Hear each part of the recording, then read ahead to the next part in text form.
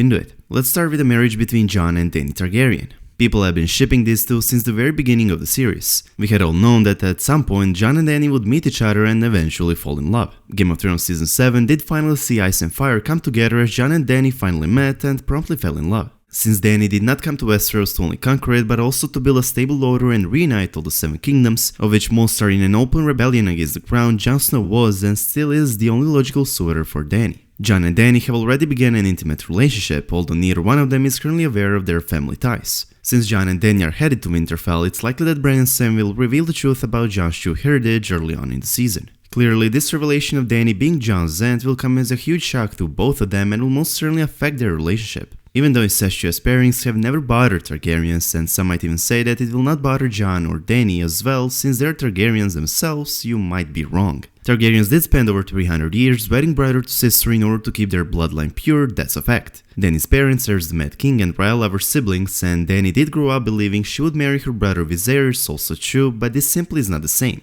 Even though intermarriage is accepted in Westeros and expected for Targaryens, Jon was not raised as a Targaryen and likely will not embrace their family traditions. Throughout the series, it has been established that first-degree incest outside of the Targaryen family, such as Craster and his daughters, and of course the most popular incest couple Jaime and Cersei, is considered wrong and immoral. Intermarriage between first cousins, on the other hand, is not considered incest in Westeros society. A prominent example of this is Tywin Lannister, who married his own cousin Joanna Lannister, mother of all three of his children. However, Jon and Dany are not cousins, nor they are siblings, they are nephew and aunt, and therefore many have been wondering if they will, upon finding out the truth, still marry each other to seal their alliance. In my opinion, there will be the Targaryen marriage, but they will not marry in order to seal their alliance, but rather because of their child. I doubt Jon and Dany will continue their intimate relationship after they find out the truth, but the fact is that they will find out the truth a bit too late, as in my opinion Dany already got pregnant in the season 7 finale. Despite Dany's belief that she cannot have children because of the prophecy that was told to her by the witch that killed her husband, Dany will most likely be pregnant with Jon's baby the next time we see her. Just as Jon Snow stated, it's highly possible that the witch was not being honest with Dany, which along with a lot of foreshadows that took place in the previous season might mean that the season finale brings more surprises than we hoped for. Once they learn of their family ties, the other news will hit them. They already mentioned Dany's pregnancy with Jon's baby, and that exact news will make them change their mind. And even though they are related, they will decide to marry each other.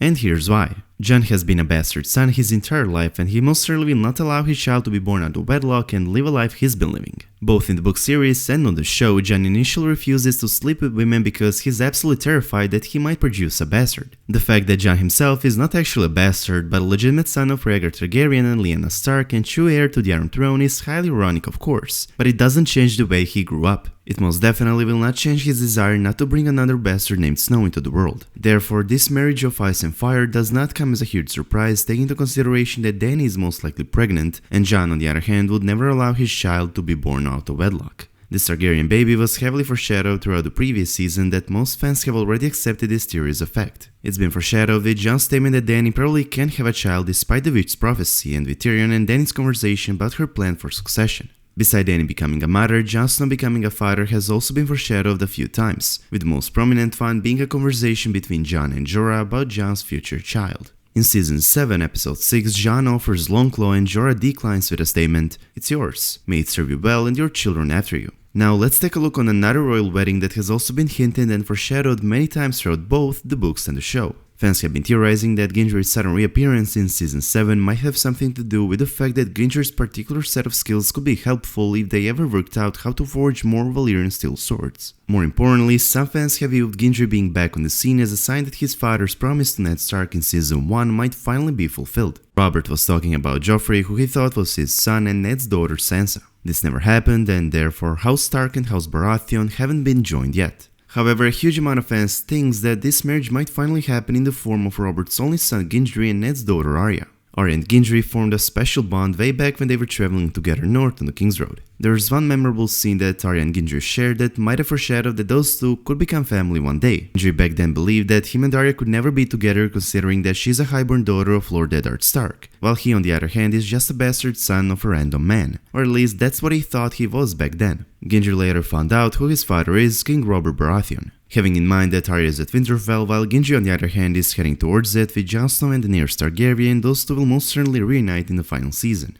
While many fans believe Arya and Gendry will end up together, many fans are also convinced that Arya could never settle down and have children. After all, that's what Arya said herself regarding her future. However, what we also need to understand is that Game of Thrones is full of irony. Sansa was a proper lady who wanted to marry a prince and have many children. We know what happened to those dreams. A marriage. Her throat tightened. She did not want to wed again, not now, perhaps not ever. Sansa's thoughts in A Feast for Crows. The point is that Arya never wanted to be a lady, while her sister Sansa always dreamed of marrying a handsome young man, giving him children and living a happy life. Wouldn't it be ironic seeing Arya, who never wanted any of that, getting what Sansa always wanted? We all expect Arya to either die in a battle or to live out her days as an assassin adventurer, and that's why neither of this will happen. It would be too obvious. Her getting a happy ending and living her life as a proper lady she never wanted to be will be a huge twist for her character. Arya is a highly trained assassin with a thirst for vengeance. However, at this point Arya already avenged her family, and when the war is over and the White Walkers are defeated, I think that Arya will get the life Sansa used to dream of, and ironically Arya will enjoy that life. Arya will most likely end up marrying Gendry and live out her days raising their children in a castle.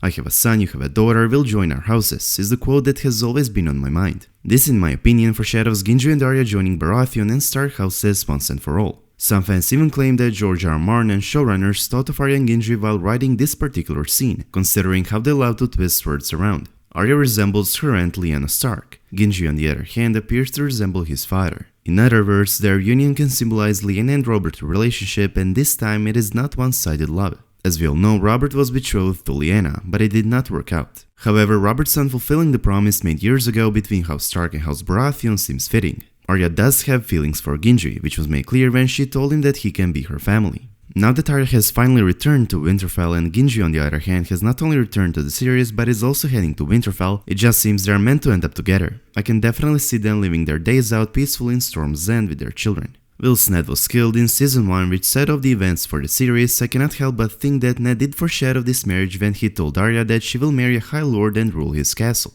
This marriage has also been foreshadowed by the Lannisters. In the books, while having a conversation regarding the Starks with Hoster, Jaime might have foreshadowed the marriage between Gendry and Arya. "Is that why you killed all the Starks?" Hoster asked Jaime.